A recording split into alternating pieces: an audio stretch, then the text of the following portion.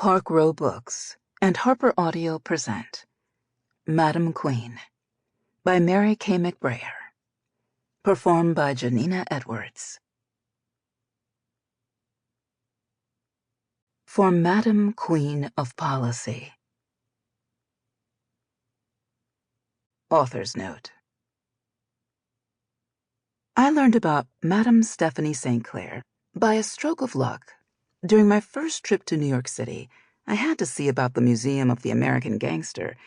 It's in a former speakeasy, so like the true rube that I was, I walked past it on St. Mark's 3 times before I clocked it. Madame St. Clair's history was even more elusive. Her photo hung inside the private museum alongside big-name gangsters from the 20s and 30s like Al Capone, Lucky Luciano, and Dutch Schultz. Theirs were mugshots. Hers was the black-and-white equivalent of a thirst trap selfie. This stunner was on the edge of someone's writing desk in a sparkling dress, legs crossed at the knee, and gorgeous mule pumps slipped over her silk-stockinged feet. She looked away from the camera, mid-speech, her left hand mysteriously bandaged, about to gesture a directive to someone just out of frame. She was the only woman on that wall, and she was one of about 3 persons of color.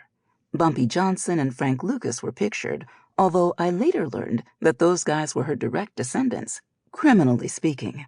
When I tipped the docent after the tour, I asked her to tell me everything she knew about Stephanie St. Clair. She took my money and smiled and said, "I just did." If I'd gotten a fuller answer from her, this book might not exist. As a naturally defiant person, I took that docent's hard no as a try harder. The first few internet searches yielded equally captivating images of St. Clair, posing hands on hips in a turban and a fur-collared wrap coat. I could never make out what animal her furs were from, but I always imagined them to be wolf. A little deeper into my research, and I unearthed the reason why she'd taken those photos at all. In the early 1930s, after her numbers racket boomed and got the attention of both organized criminals and corrupt police officials alike, she took out ad space in the local Harlem paper, the Amsterdam News. That's where she wrote open letters to judges, mayors, and her neighbors, not only defending her honor, but citing specific advice, like what to do when the police tried to search her home without a warrant, or even how to report badge numbers from the cops who did that. She basically created her own PR campaign. After learning all this, I was deeply invested, and I tapped every research vein I could think of. I accessed archival articles through the university system library where I taught as a limited-term English professor, New York Public Library's Schomburg Center, and the special collections down the street from my house in Atlanta at Clark, Morehouse, and Spelman. I bought out-of-print books about Harlem in the 1920s and 30s from secondhand websites on the off-chance she might be mentioned in a chapter or 2. I scoured the autobiographies of her contemporaries, even fictional representations of the time and place, just hoping to catch a glimpse of her. But even with all that effort, information about her remains scant. She was absolutely glamorous. She was a philanthropist. She was a West Indian immigrant. A woman who bootstrapped herself into success in spite of the odds. A folk hero. A genius. All these things are true. And so are the facts that she was a businesswoman, and her business was illegal. Let me clarify.